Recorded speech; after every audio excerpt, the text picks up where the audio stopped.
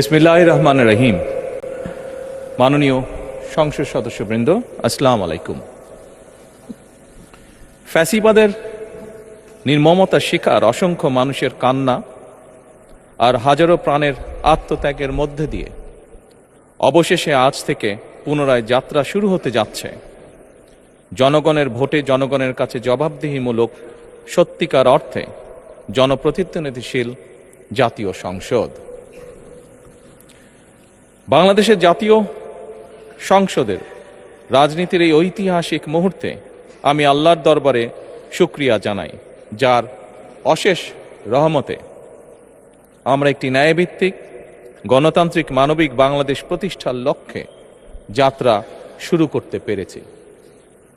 1971 সালের স্বাধীনতা যুদ্ধের থেকে শুরু করে 2024 সালের দেশ এবং জনগণের স্বাধীনতা রক্ষার যুদ্ধ সহ এই পর্যন্ত দেশে গণতন্ত্র এবং মানুষের অধিকার প্রতিষ্ঠার সংগ্রামে যারা শহীদ হয়েছেন, ত্রয়োদশ জাতীয় সংসদ শুরুর এই যাত্রা লগ্নে আমি তাদেরকে কৃতজ্ঞতার সঙ্গে স্মরণ করছি। এই আন্দোলন সংগ্রামে যেসব মায়েরা তাদের সন্তান হারিয়েছেন, যেসব সন্তানেরা তাদের প্রিয়জন হারিয়েছেন, যেসব পরিবার তাদের সন্তান স্বজন হারিয়েছেন, যেসব আহত মানুষকে তাদের স্বাচ্ছন্দ্যের জীবন হারাতে হয়েছে, যেসব মানুষগুলো নির্যাতন, নিপীড়ন, রাজনৈতিক হয়রানি কিংবা মিথ্যে মামলা শিকার হয়ে সর্বস্ব হারিয়েছেন, আমি তাদের সকলের অবদানকেও কৃতজ্ঞতার সঙ্গে স্মরণ করছি।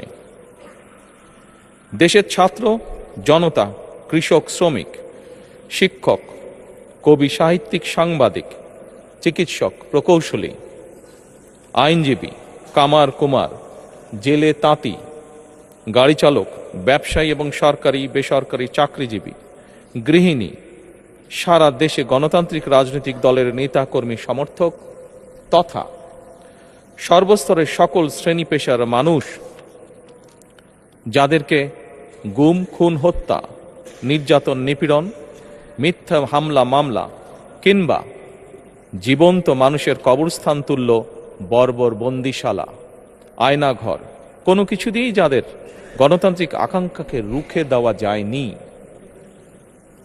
যাদের সাহসী ভূমিকায় দেশে পুনরায় গণতন্ত্র ফিরে এসেছে, আমি ত্রয়োদশ জাতীয় সংসদের এই যাত্রা লগ্নে দেশের স্বাধীনতা প্রিয় গণতান্ত্রিক আমি বীর ছাত্র জনতাকে জানাই অভিনন্দন।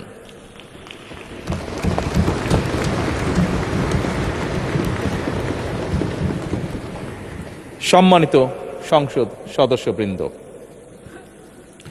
দেশনেত্রী মরহুমা বেগম খালেদা জিয়া জনগণের অধিকার প্রতিষ্ঠায় দেশে সংসদীয় গণতন্ত্র প্রতিষ্ঠা করেছিলেন, সংসদীয় গণতন্ত্রকে প্রাতিষ্ঠানিক রূপ দিয়েছিলেন।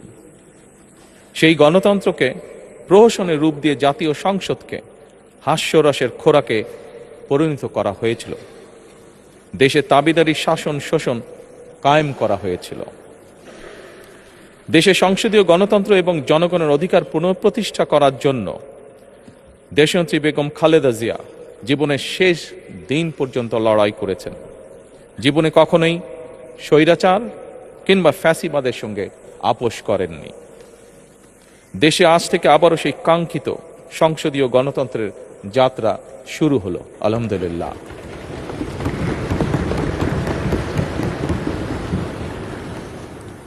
সংসদীয় রাজনীতি প্রতিষ্ঠাতা খালেদা জিয়া দেশ এবং জনগণের সাফল্যে এই শুভ মুহূর্তটি দেখে যেতে পারেননি।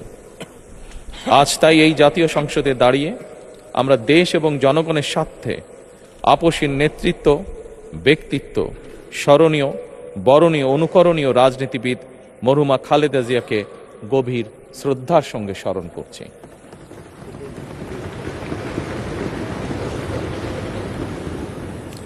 সম্মানিত সংসদ সদস্যবৃন্দ, দেশে বহুদলীয় গণতন্ত্রের প্রবক্তা এবং প্রবর্তক, স্বাধীনতার ঘোষক শহীদ প্রেসিডেন্ট জিয়াউর রহমানের একটি উক্তির কথা আপনাদের সামনে আমি স্মরণ করতে চাই। তিনি বলেছিলেন, জনগণই যদি রাজনৈতিক দল হয় তাহলে আমি সেই দলেরই আছি। অর্থাৎ ব্যক্তি কিংবা দলের স্বার্থ নয়, জনগণের স্বার্থই সবচাইতে বড়। এটাই বিএনপির রাজনীতি।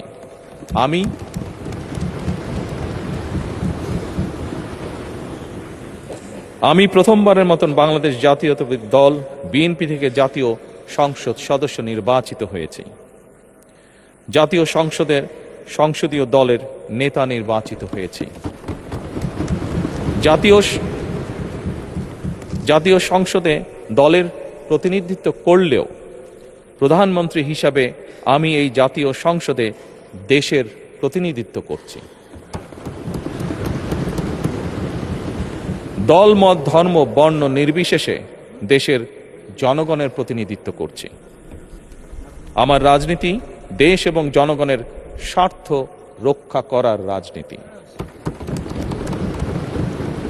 বিএনপির রাজনীতি জনগণের জীবন মান উন্নয়ন এবং স্বনির্ভর বাংলাদেশ গড়ার রাজনীতি।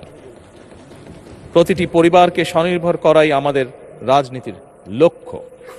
প্রতিটি পরিবারকে স্বনির্ভর করার মাধ্যমেই বিএনপি একটি স্বনির্ভর, সমৃদ্ধ, নিরাপদ, গণতান্ত্রিক বাংলাদেশ প্রতিষ্ঠা করতে চায়। এই লক্ষ্য অর্জনে আমি জনগণের সমর্থন এবং সহযোগিতা চাইছি। এই মহান জাতীয় সংসদে সকল দলের নির্বাচিত প্রতিজন সংসদ সদস্যের সমর্থন এবং সহযোগিতা আশা করছি।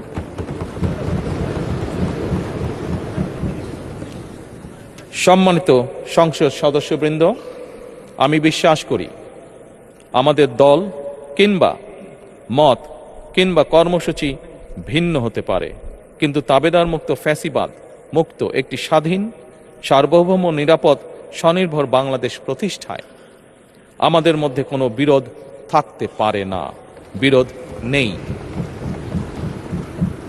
জাতীয় সংসদকে জাতীয় কর্মকাণ্ডের কেন্দ্রবিন্দু না করে বিতাড়িত ফ্যাসিস্ট সরকার জাতীয় সংসদকে অকার্যকর করে ফেলেছিল। আমরা এই মহান জাতীয় সংসদকে সকল যুক্তি, তর্ক আর জাতীয় সমস্যা সমাধানের কেন্দ্রবিন্দুতে পরিণত করতে চাই। সম্মানিত সদস্যবৃন্দ, নতুন সংসদ যাত্রা শুরু করার সময় সংসদের সাবেক স্পিকার কিংবা ডেপুটি স্পিকার উপস্থিত থাকার কথা ছিল, কিন্তু পতিত, পরাজিত, বিতাড়িত ফ্যাসিস্ট সরকারের জনবিরোধী এবং গণবিরোধী কর্মকাণ্ডের ফলে যে জনরোষ তৈরি হয়েছিল তাতে এই মহান সংসদের সাবেক স্পিকার বা ডেপুটি স্পিকারকে খুঁজে পাওয়া যায়নি। তাদের কেউ কারাগারে, কেউ নিখোঁজ কিংবা কেউ পলাতক। দীর্ঘ ১.৫ দশকের ফ্যাসিবাদী এবং তাবেদারি শাসন শোষণের পর জনগণের ভোটে নির্বাচিত প্রতিনিধিদের নিয়ে আজ আমাদের এক বিশেষ পরিস্থিতিতে জাতীয় সংসদের কার্যক্রম শুরু হতে যাচ্ছে। এমন পরিস্থিতিতে আমরা সংবিধান এবং সংসদের কার্যপ্রণালী বিধির বিধান অনুসরণ পূর্বক ত্রয়োদশ জাতীয় সংসদে সভাপতিত্ব করার জন্য আজ আমি প্রবীণ রাজনীতিবিদ এবং 5 বারের মতন নির্বাচিত জাতীয় সংসদ সদস্য জনাব ডক্টর খন্দকার মোশাররফ হোসেনের নাম প্রস্তাব করছি।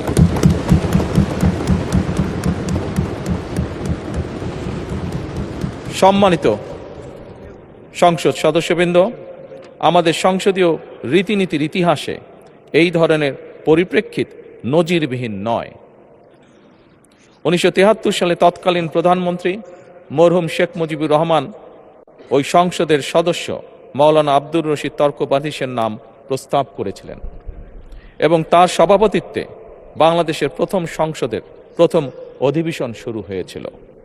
আমি জাতীয় সংসদের সকল সম্মানিত সদস্যকে স্বাগত এবং ধন্যবাদ জানাই। আল্লাহ হাফেজ। বাংলাদেশ জিন্দাবাদ।